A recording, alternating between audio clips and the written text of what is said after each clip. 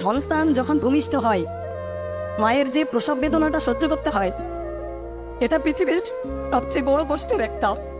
তোমরা সবসময় দেখবা মা এই প্রসব বেদনাটা সহ্য করার পরেও হাসি মুখে এটা মেনে নেয়। তোমার হাজার দেওয়া কষ্ট সবকিছুই মা হাসি মুখে মেনে নেয়। তোমরা মাকে কখনো কষ্ট দিবা না।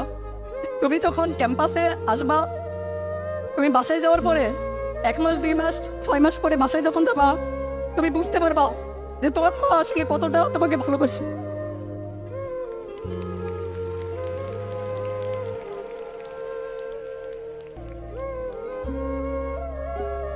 সবসময় মা বাবার খেয়াল রাখবা। আর একটা পয়েন্টে একটু কথা বলি, সেটা হচ্ছে ভালোবাসা দিয়ে পৃথিবীর সব কিছু জয় করা যায়। হেট স্পিচ বা ঘৃণা এটা পারে না। হেট স্পিচ বা ঘৃণা সংঘাত বাড়ায়। পৃথিবীময় সংঘাতের এই একটাই হচ্ছে উৎস। এই জিনিসটাকে আমরা চাইলে ভালোবাসা দিয়ে দূর করতে পারি।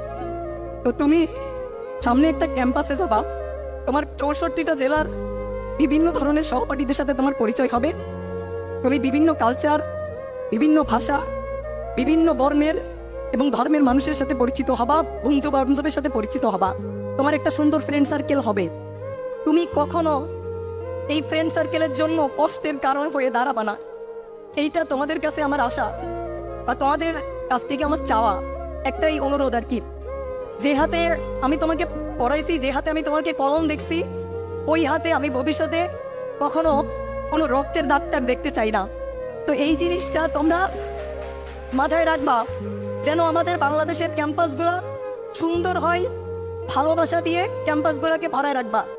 সবসময় চেষ্টা করবা কোনো একটা বন্ধুর বা কোনো একটা সহপাঠীর কিভাবে সামান্য হলেও উপকার করা যায়।